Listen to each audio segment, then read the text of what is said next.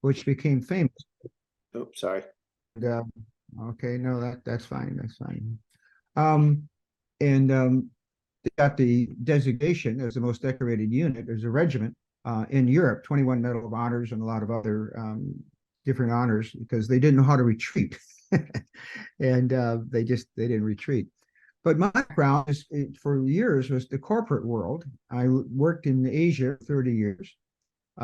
Disney's World of English was a product that we had a license for. But in my heart, I was always a writer, and World War II, as I say, aficionado, visited a lot of the war places. But I decided I wanted to write books. I got into the Japanese part. You know, I lived in Hawaii, so there's 40% of the population during the war was Japanese American, and now it's about 30%. So it's pretty hard not to be aware of the 100th 442nd heritage. And living in Japan, of course, I was very much aware of Japan. So I got interested in immigration. I started off by writing what I call the war book, the question of the fighting that took place with the Japanese Americans. But then as I started writing, I found out these guys just didn't drop from heaven and one day all of a sudden appeared. They must have had a mother and a father. So I did a little bit of a back story, and I ended up writing the first book, Picture Bride, and how the Japanese American, the heritage, we got the Irish heritage, German heritage, and so forth, the Hawaiian heritage. One of the interesting things when you do research is that you never know when you're going to find a place. I'm having trouble moving my slide for some reason. Oh, there we go. In the 1980s, when I was for 8 years, my wife and I went to Sandakan, which is in the northern part of Borneo, the Malaysian part. And my wife wanted to visit a cemetery, which I assumed was probably one of those World War II cemeteries. I wanted to visit the orangutan reserve. But when I walked through this cemetery, I was shocked because I can't read the kanji, the names, but underneath the birth and deaths are like 1892 to 1907. And all the deaths were in the late 1890s and early 1900s. And I found out these were the comfort women, or prostitutes, if you will, that the parents had sold their children from a little island called Amakusa off of Japan. And that's a tortured story itself. But I read the background of these girls, and I looked at them as heroes. These 13 and 14-year-old girls did not volunteer to leave Japan, go overseas. Their parents sold them. And there's a long history why that particular island sold their daughters. So anyhow, it's 10 years after that visit, and I decided I want to write the book. And so I go decide that what would happen if just one of those girls escaped her fate. So I went to the island of Amakusa. That's me standing in front of a stone bridge. You know, when you're a novelist and writer, you're looking for inspiration to write stories. So on that bridge behind us, my imagination struck. Again, what would happen if one of the veterans from the comfort area, the girls who went overseas, came back and they met Haru? That's my picture bride girl, teenager, who just found out she's going overseas, but very naive about what's expected. And they meet on the bridge. And I won't get into the details, it's in the book. Part of the reason Amakusa Island became a tragedy is that they had a rebellion. They were Christian, and they lost the rebellion terribly. 20,000 people were slaughtered in 1630. And as a consequence, they were taxed heavily. And that's the background of why they ended up selling their children first in Japan, and later overseas. One of the, for traveling, when Haru escapes her fate at age 13, she has to go somewhere. So I have her run. I'm a little struggling this morning. To Hiroshima. What you're looking at right now is a temple in Hiroshima that's just outside the bomb zone. I chose that on purpose so that it would exist. Now, the next slide, as you look here, is interesting. In the bottom right, that's me talking to the head priest. But here's what's interesting when an author travels. If you took a look at the upper, you see that bell. And I remember even now walking into that temple and looking upside there. I said, wow, this big bell, something's going to happen. And sure enough, as I looked at the bell, a scene appeared. and a very dramatic scene where Harold has to prove her loyalty to her new adopted family. Now, if you take a look at the bottom left, you see a little, like a little church. That's a Shinto shrine in the back of a Buddhist temple. That opened up a whole different history of why that happened. And you might see the picture of a fox there. You don't see it too clear. And I found out that in the olden days, there's the mythology of the fox in Shinto mythology. They had 9 lives, and there's a special fox, a white fox. So that broke up a whole new story. And when Haru goes to Hawaii, she meets a very bad Shinto priest. The fox will play a very critical role in moving the story along. But the most dramatic moment I had when I visited that temple was sitting inside what we call a church, in front of a 700-year-old replica of Buddha in his manifestation.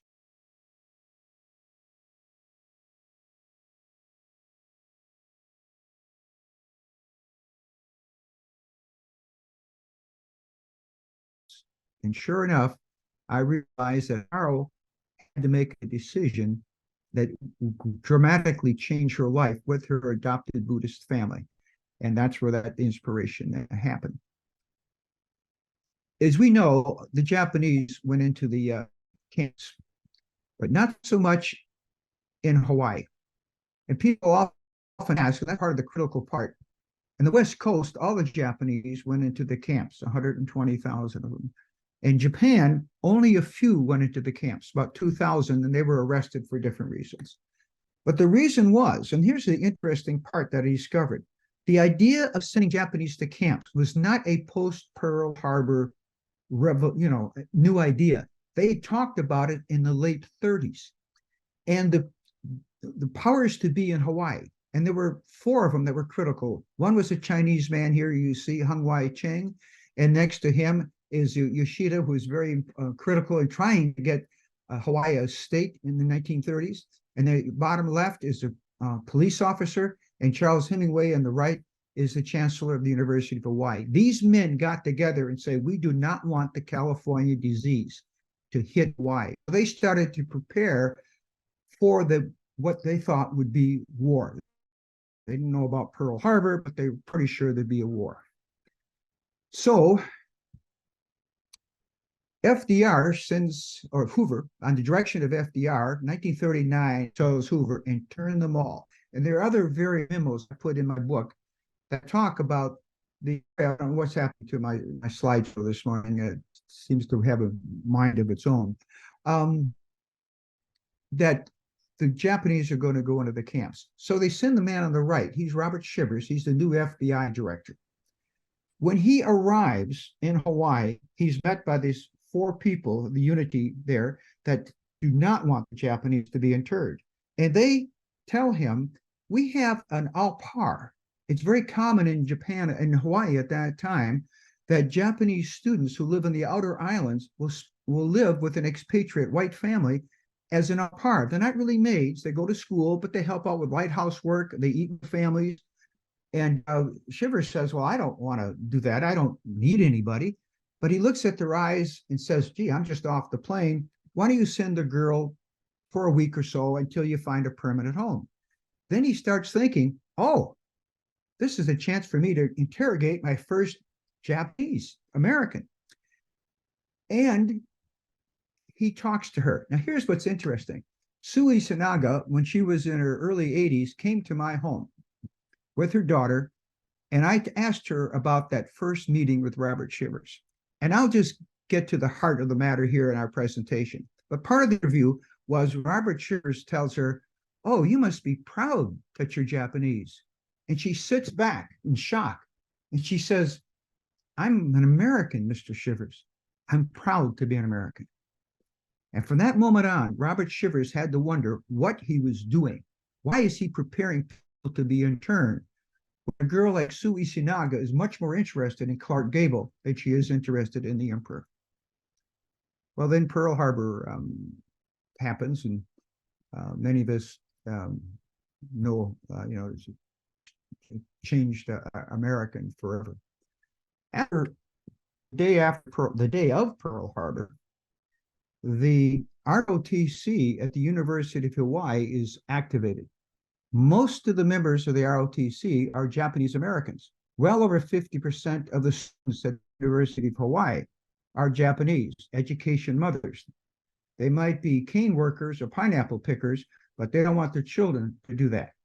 And the Japanese, to prove their loyalty, join the ROTC in large numbers. They're all given guns. They start guarding the beaches, the telephone communications, the utility outlets, and they're very proud of their armed service. But a lot of people from Washington, they come in and they see these, faces that are definitely the face of the enemy, and they're very upset about this. So anyhow, one morning, 6 weeks after Pearl Harbor, and January 19th, all Japanese that were in the ROTC unit, now they're no longer ROTC, they're activated and they're soldiers. They're brought to an early morning meeting at a school, thinking maybe they're going to get some type of recognition or reward. But that's not what happens. When they're into the building, they're all at attention. They're told to turn the rifle gun. They're now expelled from their unit, and they're now classified as enemy alien. You can imagine the shock. If you take a look at this man on the bottom, he was there that day, Ted Tsukiyama, and I talked to him, and that's a picture of him on the upper right. And he says, it was like somebody hit me in the gut.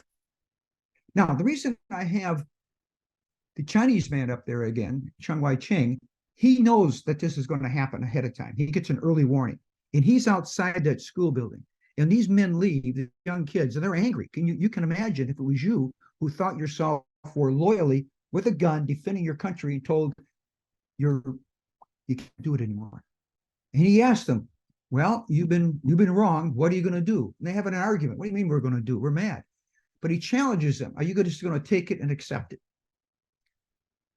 And amazing thing happens. And I'm going to skip to there. These young men get together that night and they write the commanding general of Hawaii. And they send a long letter, but I'll just read out the key part. And they say at the end of the letter, Hawaii is our home. The United States is our country. We know but one loyalty, and that is to the Stars and Stripes. We wish to do our part as loyal Americans in every way possible. We hereby offer ourselves for whatever service we may see fit to use us. And there were about 127 young men that signed that document. Of course, the general was shocked, pleasantly shocked. He says, we got to do something for these boys. So they form what is called the Varsity Victory Brigade. They're giving military uniforms, but no guns. The uniforms are different than everybody else's. They will live in Schofield barracks right next to the regular army, but they're given picks and shovels to do the dirty work. 6 months goes by, and we get a visitor, the president's wife, Eleanor Roosevelt. She comes by, and again, the Chinaman, Chiang Wai-ching, he's going to be her host. And he makes sure that Eleanor sees these young men working. She goes back and discusses it with the president. And he's starting to have second doubts. And we need armed in the military. So anyhow, he signs a declaration a year after all this happened, saying that being an American is a matter of character, not of national origin. And they allow them to stop. You can imagine these Varsity Victory volunteers, as soon as the word got out, they signed up to join the military. Now, here's an interesting part. Japanese Americans can now join the army. Which Japanese Americans? We have two totally separate populations of Japanese Americans. We've got on the right here, we see the Japanese Americans in Hawaii. You can see how many volunteered, and they're ready to get on the ship to go to eventually Camp Shelby. On the bottom right is some of the guys. They're happy-go-lucky. Everybody in Hawaii is them, stuffing money in their pockets, clapping their hands. The newspapers are cheering it, and they're full of vim and vigor and good old Hawaiian boys. But let's take a look at where the other volunteers are coming from the stateside. They're living in prison camps, concentration camps. They don't have any money.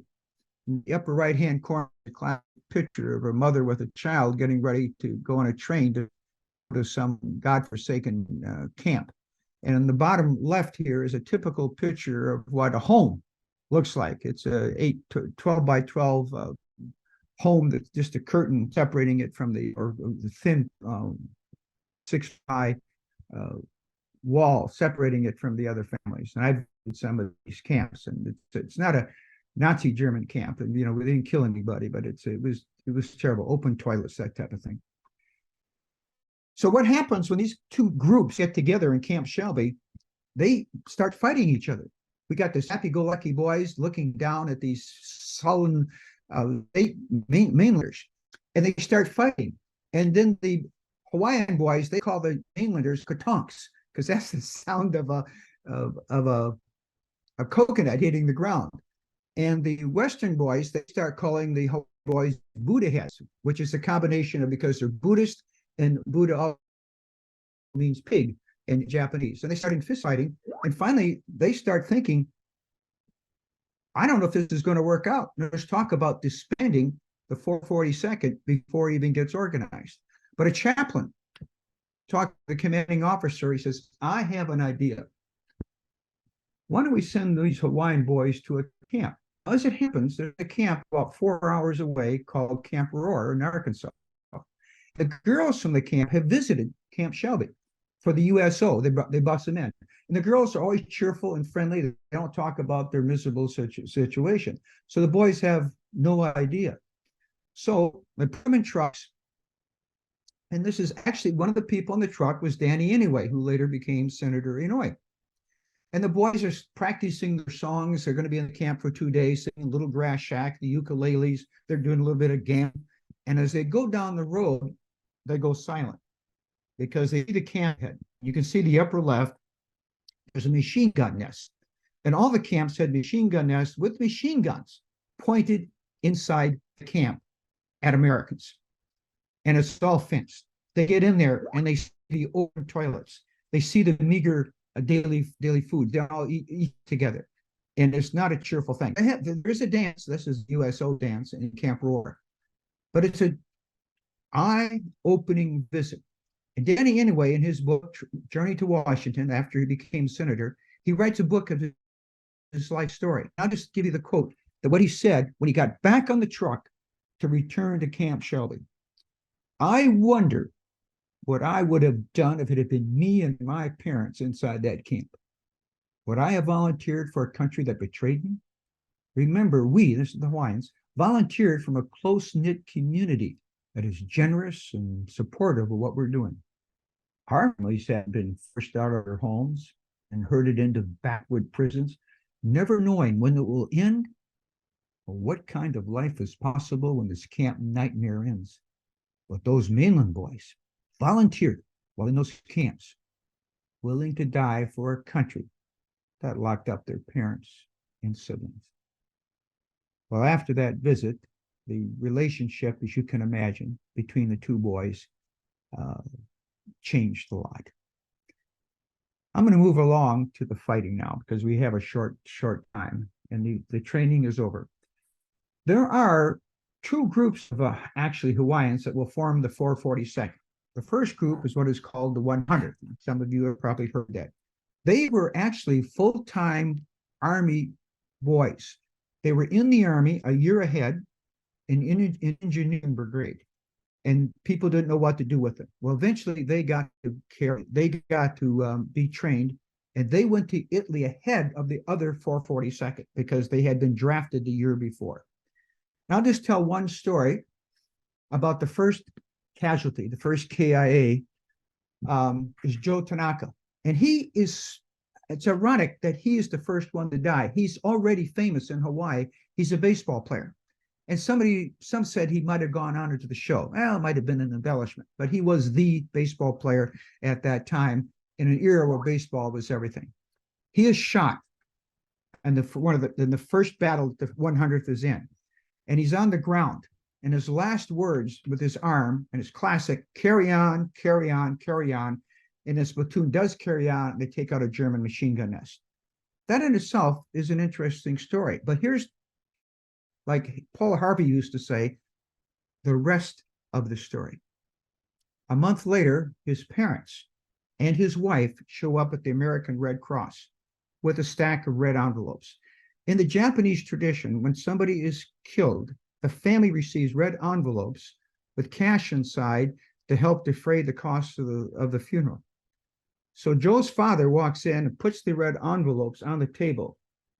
He says, I think Joe would want you to have this money. And that set a pattern in Hawaii where most of the Japanese mothers and wives, when they got the red envelopes, would go to the Red Cross or the Navy Relief Fund or whatever, that red envelope money would help people that had survived the war. In my second book, I go into the first Medal of Honor winners. The Medal of Honor winners in Japan for the whole Japanese Americans only was issued during the war. There should have been more, but it was kind of a political thing. How do you give Medal of Honor winners medal after medal when the parents are in the camps? So they got other awards, but after the war, the Army did it right, and they acknowledged all 21 winners. To be a Medal of Honor recipient, I'm not going to go over the details, but you can imagine a lot of people are shooting at you, and you keep running up the hill. I want to move along a little bit to the so-called Lost Battalion. And that is a battle that sort of got the 447 a lot of press. But let me give you the background of the battle. General Delquest is a typical, not typical, he is typical of a person who gets promoted beyond his level of competence. I think you call it the Peter Principle. There is a Texas battalion. Michael Higgins is the commanding officer. Dilke says, there's no German resistance, climb up the hill, the hill will be ours. And Higgins says, yes, that's true, but we got Germans on the right, Germans on the left. And if we go up there, we'll be outflanked. And Dilkes in his stubbornness, he says, go up there, don't worry, I'll take care of the flanks. Higgins goes up, he takes the hill, the flanks are unprotected, the Germans surround him. The newspapers pick this up. Hitler likes the story. He tells his generals, annihilate that group of people. Dilquest caught in a jam since two of his other battalions from his Texas regiment to go up the hill. They can't redo the relief. Meantime, and they're trying to, shoot artillery with food supplies, and half of it goes to the Germans. Now, a little more backstory. The week before, the Japanese Americans had been fighting in a town of Bruyères, in which they liberate the town after a week of very ugly fighting. They're told to go back for R&R, get new ammunition, rest. They are exhausted. By this time, the 442nd and 100th already have a reputation of the can-do group of people. So Dilquest tells the boys, I need you to rescue. Of course, they're wondering, if your own Texas can't do it, why? But anyhow, they pick up the rifles, and after a week of very ugly fighting, they rescued the lost battalion. 56 Japanese Americans were killed in that rescue, another 300 wounded, but 207 Texans were saved. Later on in Texas, all the 100th were given honorary Texas membership because of Michael Higgins did not forget them. But like Paul Harvey says, let me tell you the rest of the story. A few days later, Gilchrist tells the commanding officer of 100, I want to review the troops for their valor and victory. And I want them all here. And so they show up, and you can see the picture. You can see the people, the eyes here, if you can look at it. They're exhausted. And Gilchrist is angry. He looks at the commanding officer. He said, I told you that all your people should be marching here today. The commanding officer looks at Gilchrist and he says, sir, this is all the people we have left. A moment of truth. A question has come because there's so many casualties with the 100th. Were they considered expendable because they were Japs? Or were they called upon in difficult situations because they had this reputation they can do it? And I've talked to a lot of the veterans. Many of them now have died and their families. and there is a debate in sides. I have come to value this particular statement from Todd Fukushima, who is the son of one of the veterans. And this is what he said, and I think is the majority, not all, feel. I have two uncles that took part in the rescue of the Lost Battalion. And I asked one uncle that very question, expendable? And I won't forget what he said. They were American soldiers. First, our brotherhood. Talk to other veterans, and most of them feel that because of their courage and because of competence, they were called on more than average. They were not the only great unit in the American World War II. There were many other units, but I followed the 100th and 442nd, and they were the most highly decorated regiment, not just in the history of World War II, in the history of the United States military. I'll end with two stories today, and then we probably have time for some questions. Emotional stories. One of the 21 Medal of Honor winners was Barney Hargiro. And he's kind of a rascal, kind of a troublemaker. He was court-martialed twice. But one particular day in the German machine gun nest, the Germans, if you can imagine, on top of this hill. On the bottom of the hill is a platoon of Japanese Americans, and they're being shot at. Now, they got three choices. Stay where they are. Well, they're going to get shot at because these are not deep foxholes. They could try to retreat, open field, that doesn't look good. Or somebody can try to go up there and take out the machine gun nest. Barney and one other guy said, we got to do it. They both pop up. First guy, the other guy that pops up gets killed like that. Barney runs up the hill. Now, in war, no matter how many guns, sometimes one guy can get through. And there's other examples. But he gets up there and he takes out 3 machine gun nests. For that, he gets a Medal of Honor. Now, the other part of the story. Take a look at the left. The man with the glasses is Frank Ono, the ABC news guy, big personality in Los Angeles, California. He has found out where the exact location that Barney did it. And he knows Barney's son, Glenn, is going to be on the trip. So he takes his son to that space, and I am the fly on the wall. I took that picture, listening to this in awe as the two men talk about that day, what Barney did. And as you can imagine, there were some tears shed.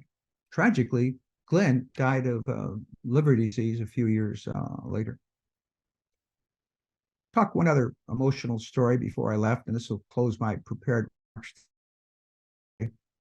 I've taken 3 trips with the veterans when they were younger and also their families to both Italy and the Vosges Mountains, which were the 442nd rescued in this town of Bruyères. So the marching that you see on the right is the small little town of Bruyères. About every 5 years, the city hosts the veterans who liberated them, and there now is the children. So I've been to Bruyères twice to watch this celebration and Bastille Day, and there's always a parade. The first time I did this was about 12 years ago, and these young men, old men, are leading the parade. If you can imagine, the band is playing, it's Bastille Day, Marseille, the city fathers are all dressed up in regalia, looking like Napoleon is going to be around the corner, and it's very dramatic. And these 7 guys are leading the parade because the people in Bruyères, they have not forgotten who the liberators were. It's a solemn moment. Just before they reach the town square, 2 elderly ladies, the same age of the men you're looking at, walk right, they leave the curb, the sidewalk, and they walk into the middle of the street. Arbitrarily choose one of these 7 and give them a hug. And then they walk back to the sidewalk. And not a word was spoken, but we all heard. They remembered. Well, with that little note, we call this the end of my prepared presentation. There's a lot more I can talk about. You know, there's 2 novels. I'm 60% through with the 3rd one. You know, we could be here for 2 days and I would not exhaust it. But that's my presentation today. So, Richard, if you have some questions or discussions or comments, I'll kick it off with welcome. what was, it's a two-part question. What was the highest rank any of the Japanese Americans attained? And secondly, if they had, which I assume they did, white officers, how were they treated or looked upon by the higher up officers? Well, that's really terrific questions. The highest was captains, and there were actually Japanese officers at the start of the war. And the highest that I knew was, and there were several captains. There were no colonels. There were quite a few captains. After the war, they got promoted. The question, the more interesting question, is how did the officers treat them? Some, when they first got there, were rather resentful that they had to be allocated to the Japanese. But for the most part, they accepted it. But what changed it? They realized that as the war went on and the training went on, that they had one of the most motivated fighting units. And there's nothing in the military that shows respect more than your willingness to fight. When they were in Camp Shelby, they set all sorts of training records, the fastest to do artillery, the fastest to run. When the first time they did a morning run, so many miles, they expected that 25% would drop out. Not a single man dropped out that first day. They might have thrown up along the way, but they did it. So they quickly earned the respect of their officers, and there grew a great deal of affection between them. And as the war went on, many were promoted. So by the end of the war, over half the officers, lieutenants, were Japanese, because so many of the early white officers, they're dead, they were killed. If anybody has questions, you can unmute your microphones, or I can do it for you. Let me see, and then there we go. Hey, Mike, it's Mark McLaughlin here. I apologize, I got in just a little bit late, but did I hear you say that this was the most decorated unit in the American Army? Is that correct? What I said was, you're partially correct, the most decorated regiment of that size in the history of the United States. There were 21 Medal of Honor winners. There were 3 regimental citations, and I can go on and on with a number of other awards. There were actually more Purple Hearts than there were people, because you get wounded more than once. So yes, they were the most dedicated regiment of that size in the history of the United States Army. So just for comparison, it sounds there still is a 442nd. They're still very proud of that heritage. That's a lot of medals of honor. What's the next regiment? What was the number? It sounds like that must have been like head and shoulders above the others. Nobody's ever asked that question. I'm not sure anybody knows, but 21 is a large number for that size of unit. It really is. The number of soldiers who fought in the Japanese Americans in Europe was about 20,000. At any given time, there'd be 6,000 to 8,000, but people get shot, rotated out, and so forth. And there were 6,000 Japanese Americans in the Pacific. They were not combat. They got shot at sometimes, but they were interpreters, got behind the lines, translators.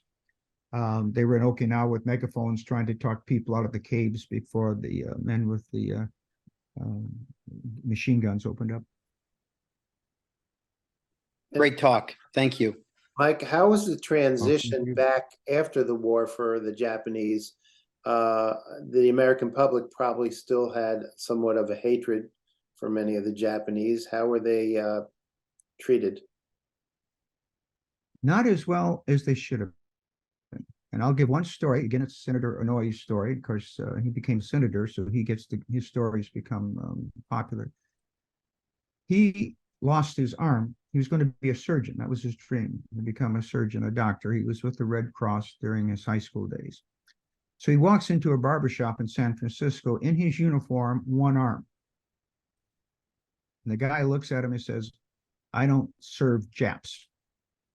And he would cut his hair. I don't think that was universal, but he uses that as an example. There still was a lot of resentment for that. The amazing story of the Japanese is something called gamen. They took it. And what surprises me with the Nisei, which are the fighters and their children, is the lack of resentment. And we know today in society, we do have people that are persecuted. And sometimes they wear the victimhood like a badge of honor. And the Japanese parents, even in the camps, were determined that their children would grow up as Americans without the baggage of hate and anger. And they said, you go get a good education, the American dream is there.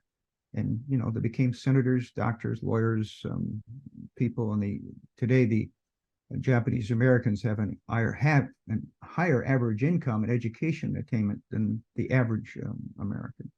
So God bless those parents who did not preach victimhood. They could have, they didn't. Well, Mike, if nobody has any other questions, I want to thank you very much for an insightful presentation. It was very enjoyable. And for those of us who are members of the club and others who want to partake, next month I'll send out the next meeting in about 2 weeks. So again, thank you, Mike. And if anybody you can catch me on Amazon.com. Yeah, that's true. You can buy Mike's books on Amazon.com, the trilogy. I'll be in Hawaii in December if you want an autographed copy. I'm in Hawaii. I'm in Japan now. I have to say I'm impressed with the clarity of the talk, being that you are in Japan and we're using the internet. I figured it would be like telephone wires with static and hiss and what have you, but it's pretty clear. Yeah, we live in amazing times. All right. So I'm going to close the Thank you. meeting. Thank you all for attending, and I'll be in touch. And Mike, thanks again. We'll be in touch.